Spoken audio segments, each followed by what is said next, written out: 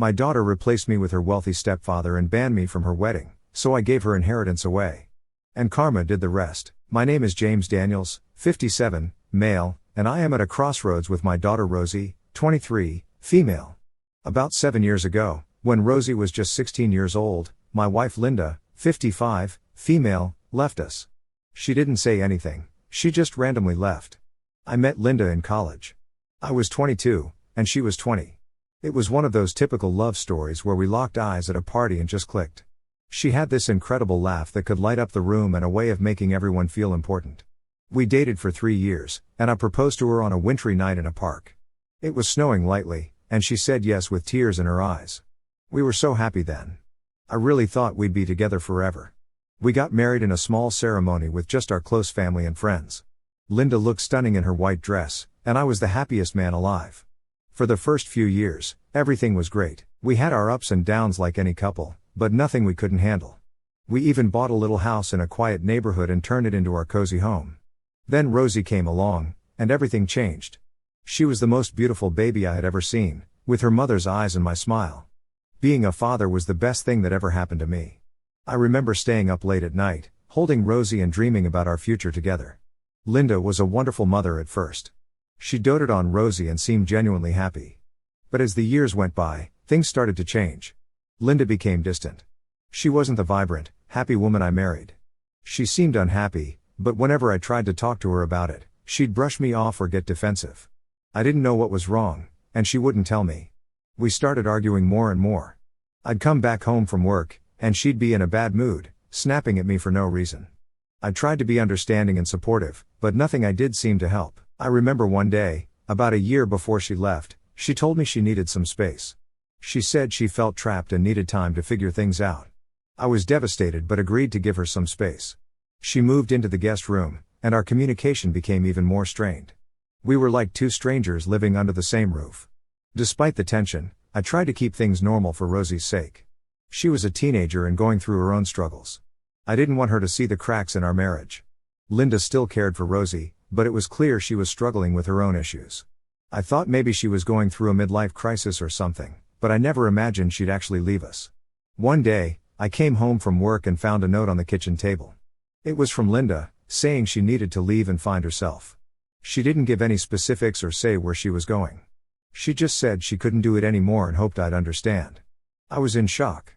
I couldn't believe she would just walk out on us like that. I felt like my whole world had come crashing down. Rosie was heartbroken. She kept asking me why her mom left, and I didn't know what to say. How do you explain something like that to a teenager? I told her that her mom loved her very much but needed to sort out some things in her life. It was a tough time for both of us. Rosie and I grew closer as we tried to navigate our new reality without Linda. Later, I found out that Linda actually left me for someone else.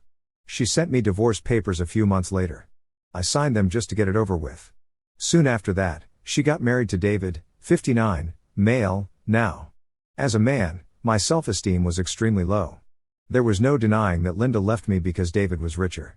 However, eventually I got over it. Finding out she left me for someone else was a huge blow. It felt like a knife in the heart. I remember sitting on the couch, staring at those divorce papers, trying to process everything. I couldn't believe she had moved on so quickly into someone who was frankly way better off financially. It made me feel like I wasn't good enough, like I couldn't provide what she needed. David was a successful businessman. I'd seen pictures of him online, and he looked like he had it all: fancy cars, a big house, the works. I couldn't compete with that. I worked a regular job, just enough to pay the bills and provide for Rosie. Linda had always been supportive of my work, or at least I thought she was. I never imagined she wanted more, that she felt like she was missing out on the luxurious life. When she married David, I was devastated. I felt like I was being replaced not just as a husband but as a father too. David was the kind of guy who could give her everything she ever wanted, and that stung.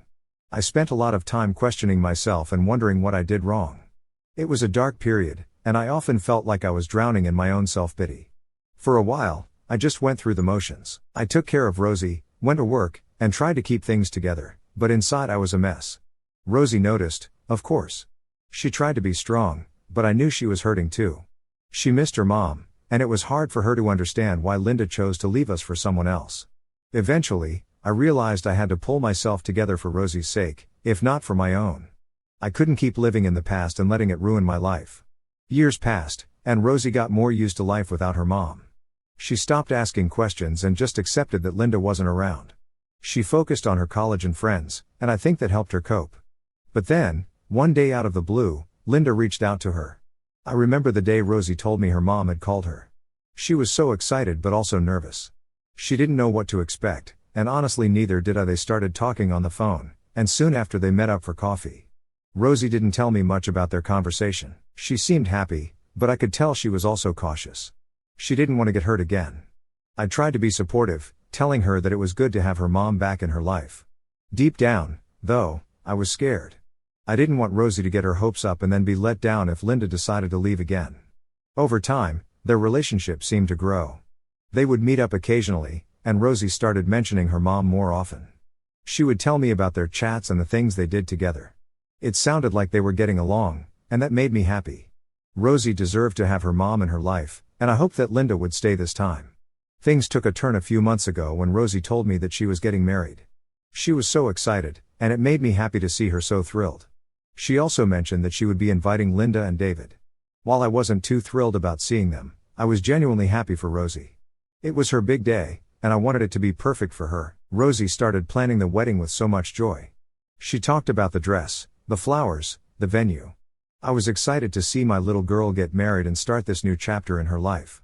We had a few planning sessions where she shared her ideas, and I offered my help in any way I could. I thought everything was going smoothly and that I would be part of this special occasion.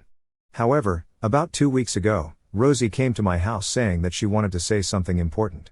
She looked serious, and I could tell she was nervous. I thought maybe she was going to ask for advice or tell me something about the wedding plans, but it was something much more unexpected. She sat me down and told me that Linda and David were willing to pay for the entire wedding, but there was a condition: they would pay for everything given that I wouldn't come to the wedding. I was shocked. I didn't know what to say at first. I just sat there staring at her, trying to process what I had just heard. I told her this was ridiculous and that I was her father. I couldn't understand why she would agree to such a thing. I asked her who would walk her down the aisle if I wasn't there. She said David had agreed to do that. Hearing that was like a punch to the gut. I was hurt and confused. I saw it in her eyes that she had already made her decision, and that broke my heart even more. I asked her how she could do this to me after everything we had been through together. How could she just cut me out of such an important moment in her life? She almost seemed annoyed by my question, like she didn't understand why I was so upset. She said that David was better because he could afford to pay for the wedding. It was like she didn't even care about my feelings. I was heartbroken. I couldn't believe my daughter, my little girl who I had raised and loved, could be so cruel. It felt like all those years of being there for her meant nothing now. I told her okay, if that's what she wanted, then I was okay with it, but I wasn't fine with it at all. Inside, I was shattered. It felt even worse than when Linda left me. At least then I had Rosie to hold on to. Now it felt like I had lost her too. I was in no way a poor man. I had a good job and a comfortable life, and I always managed to provide for Rosie. But I definitely couldn't give her the kind of extravagant wedding that Linda and David could. They had money and connections that I just didn't have.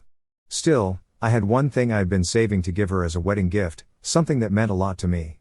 My parents left me a property in a highly affluent neighborhood.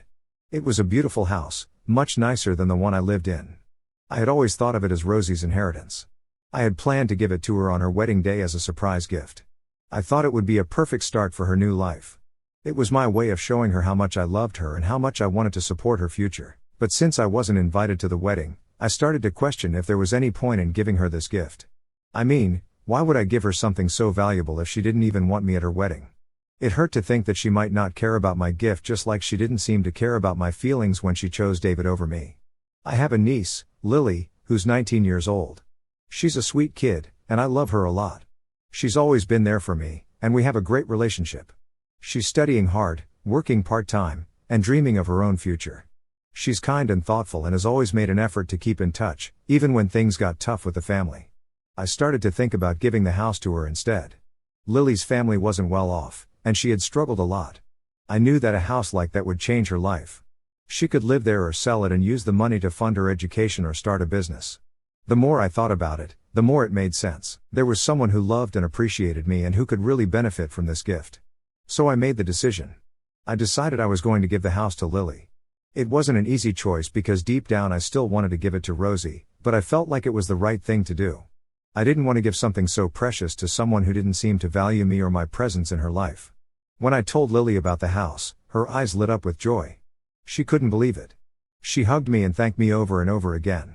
It felt good to see her so happy, to know that I was making a real difference in her life. It was a moment of joy in what had been a very difficult time for me. However, when Rosie heard about this, she wasn't having it. She called me, probably to try to talk me out of giving the house to Lily. I saw her name pop up on my phone, and my heart sank a little, but I didn't pick up. I wasn't ready for another confrontation or for more hurtful words. The next day, she came to my house. I could see her through the window, standing on the porch with a look of determination mixed with frustration. I knew this wasn't going to be a pleasant visit, but I opened the door anyway. She came in, looking around like she was seeing the place for the first time in a long while. It felt tense, and I could tell she was gearing up to say something big. Rosie sat down on the couch and started to talk. She said she heard about the house and how I was planning to give it to Lily. Her voice was calm at first, but there was a hint of something more beneath the surface. She said she was surprised and that she thought the house was meant for her. It felt like she was trying to guilt-trip me, to make me feel bad for giving something valuable to someone else. She started to cry, or at least it seemed like crying at first. Tears welled up in her eyes, and she looked at me with this sad, almost pitiful expression. She said she couldn't believe that I would do something like this to her, that after everything she deserved the house. She talked about how much it would mean to her and how it would be a way to start her new life with her husband. It felt like she was trying to manipulate me, using those tears to get what she wanted. But the more she talked, the more it felt off. Her tears seemed forced, like she was putting on a show. She kept looking at me, waiting for a reaction, expecting me to crumble and give in to her demands. She said things like, "Dad, how could you choose Lily over your own daughter? And don't you love me?" It was painful to hear, but I could see through it. It was clear she was trying to use my emotions against me. Rosie talked about the wedding, how beautiful it was going to be, and how much it would mean to have a house like that to start her new life. She said David and Linda were only trying to help her have the best start possible and that I was being selfish by not supporting her dreams. She made it sound like I was the bad guy, like I was the one causing all the problems. It was hard to listen to because deep down I just wanted to make her happy. She kept crying and saying she couldn't understand why I would do this to her. She tried to make me feel guilty for not being at her wedding and for not being the one to walk her down the aisle. She said she missed me and wanted things to be like they used to be, but it didn't feel genuine. It felt like she was saying whatever she thought would make me change my mind about the house. She even said that I can come to the wedding if I want. It felt like a last-ditch effort to win me over. She framed it like she was doing me a favor by letting me attend. But I told her that I didn't want to do this anymore. I was done being manipulated and treated like an option instead of a priority. It wasn't just about the wedding or the house, it was about how I had been pushed aside and how my feelings had been disregarded. However, some of my relatives are now telling me that I took things too far. What do you guys think? Rosie kept calling me and texting me, trying to reach out. She left voicemails too, but I ignored them. I wasn't ready to talk to her, especially after everything that had happened. I needed time to heal and to figure out my own feelings. I thought that maybe with time we could have a real conversation, but I didn't want to rush into it. However, things have changed drastically since then. Rosie is not getting married anymore. As it turns out, she actually cheated on her fiancé, and he left her. I was shocked when I found out. I never expected something like this to happen. Apparently, her fiancé caught her in the act. He came home earlier than expected one day and found Rosie with another man in their apartment. I can't even imagine how devastating that must have been for him. He confronted them right then and there. The details are messy, but from what I gathered, he walked into the living room and saw them together on the couch in a very compromising position. It must have been a nightmare for him.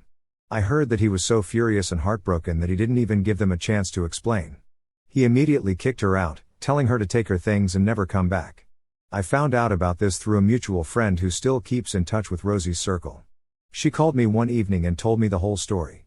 She said she thought I should know, given everything that had happened with the wedding and the house. I was stunned. I didn't know what to think or how to feel. On one hand, I felt bad for Rosie because I knew this must be incredibly painful for her. On the other hand, I was also angry and disappointed. She had made such poor choices and hurt so many people, including herself. Hearing about what happened brought up a lot of mixed emotions for me. I felt a deep sadness because despite everything, Rosie is still my daughter, and I don't want to see her hurt. It also made me think about how things might have been different if she had made different choices, if she had treated people with more respect and kindness. I ended up sending her a message telling her that I was sorry to hear about what happened and that I hoped she was okay. I didn't bring up the house or the wedding. I just focused on letting her know that I cared about her well-being. It was a difficult message to send because it brought up a lot of unresolved feelings, but I felt like it was the right thing to do. Overall, it's been a challenging time, but I'm trying to stay positive. Since then, Rosie has been living with Linda and David. It must have been a difficult time for them too, financially, especially since most of the wedding arrangements were already in place. I can't deny that part of me feels like Rosie got what she deserved. Cheating on her fiancé was a betrayal of trust and commitment, and now she's facing the consequences. It's a tough lesson to learn, but sometimes we have to face the fallout of our actions in order to grow and change. About a month ago, Rosie and Linda got into a huge fight. From what Rosie told me on the phone, it was about a lot of things that had been building up between them. Rosie said Linda was upset about how Rosie had treated her fiancé and how it reflected on their family. Linda felt embarrassed and disappointed in Rosie's choices, and it all came to a head in a heated argument. Rosie called me in tears, asking if she could come stay with me for a while. She said things had gotten really bad between her and Linda, and she needed a place to stay until they could sort things out. I have to admit, part of me wanted to help her. She sounded so desperate and lost, and it hurt to hear her like that. But at the same time, I knew I couldn't just welcome her back into my life after everything that had happened. The pain and betrayal were still fresh, and I needed time to heal. I told Rosie that I couldn't let her stay with me. It was one of the hardest conversations I've ever had to have, but I knew it was the right decision for my own well-being. Rosie was upset and pleaded with me to reconsider. She said she didn't have anywhere else to go and that she needed my help. It tore me apart to hear her so desperate, but I had to stay strong. I explained to her that while I cared about her and wanted the best for her, I couldn't be the one to support her right now. I needed to focus on my own healing and move forward with my life. After that conversation, I felt a mix of emotions. I felt guilty for not being able to help Rosie when she needed it most. I worried about her safety and well-being, knowing she was in a tough spot. But I also felt a sense of relief and empowerment. I had stood my ground and prioritized my own needs, even though it was incredibly difficult. Since then, Rosie has been staying with a friend for a week. She's been reaching out to other family members and friends, trying to find a more permanent place to stay. It's been a tough situation for everyone involved, and I hope she's able to find the support and stability she needs. As for me, I've been focusing on self-care and rebuilding my life. I've been spending time with friends, pursuing hobbies that bring me joy, and reflecting on what I want for my future. It's a process, and there are good days and bad days, but I'm taking it one step at a time. I know some people might think I was too harsh in not letting Rosie stay with me. They might say that family should always support each other, especially in times of need. And while I understand the perspective, I also know that sometimes tough love is necessary. I need to set boundaries for my own emotional well-being, and that meant saying no to Rosie's request. A few days ago, something unexpected happened. Rosie tried to get into my house. It was a shock because she still had the spare key that I had given her a while back for emergencies, before everything fell apart between us. When I arrived home from work, I walked into the living room, and there she was, sitting on the couch. I was taken aback and didn't know what to say at first. I asked her what she was doing there, but she seemed determined and refused to leave. She said she didn't have anywhere else to go and that she needed a safe place to stay. It was clear she was in a tough spot, but I was not prepared for her to show up like this. I took a deep breath and tried to remain calm, but I also knew I had to set boundaries. I told her firmly that she wasn't invited into my house and that she needed to leave. I reminded her that I had already said no to her staying with me before, and that hadn't changed. Rosie started to argue, saying that she had nowhere else to go and that she needed my help. She pleaded with me to let her stay just for a little while until she figured things out. It was hard to see her like that, desperate and vulnerable, but I knew I couldn't let her manipulate me into letting her stay. As the conversation went on, she became more insistent and emotional. She tried to guilt-trip me, saying that I was abandoning her when she needed me the most.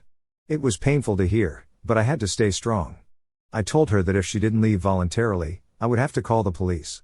After Rosie realized I was serious about not letting her stay, she gathered her things and left my house. I could see the disappointment and hurt in her eyes as she packed up. It was a tough moment for both of us, but I knew I had to stick to my decision. About a minute after she left, I heard the doorbell ring again. I was hesitant to answer, but I saw it was Rosie through the peephole. She asked if she could at least come in to get some stuff from her room. I didn't want to prolong the situation, so I agreed, albeit reluctantly. I waited downstairs while she went up to her room. It felt surreal knowing she was in my house, even if just for a few minutes. Part of me wanted to talk to her and try to understand what was going through her mind, but I knew it wasn't the right time. About 5 minutes later, Rosie came back downstairs with a small bag of her belongings, and she left. I know some people might think I should have let Rosie stay or that I was too harsh in how I handled the situation. It's a difficult thing to navigate, especially when it involves family and emotions are running high. But I also know that I have to prioritize my own mental health and healing. Recently, some of my relatives came across this Reddit thread and showed it to Rosie. She was upset that I had shared our family issues with strangers on the internet. She confronted me about it, expressing her anger and disappointment. She felt like I had betrayed her trust by airing our private matters in a public forum. I tried to explain to Rosie that I made the decision to share my story as a way to process my emotions and seek support from others who might have gone through similar experiences. I told her that I didn't feel like I owed anyone an explanation for sharing my own feelings and perspective. As for Rosie, I have some positive news to share. She has managed to find an apartment, a small studio about 25 minutes away from my house. It's not far, but it's a step toward independence and stability for her. I'm glad she's taking this step and finding a place of her own where she can start to rebuild her life. On a positive note, I took my niece Lily to my parents' house to show her the new place. She was absolutely thrilled and excited about it, which made me really happy. Lily is currently in college, and I made her a promise that if she finds a job nearby after graduation, she can move into the house right away. I haven't officially transferred the house to Lily yet because there are some logistics to figure out. I want to make sure everything is set up properly and that she won't have to worry about taxes or any other legalities associated with the property. It's important to me that she starts her new chapter in the house without any unnecessary stress.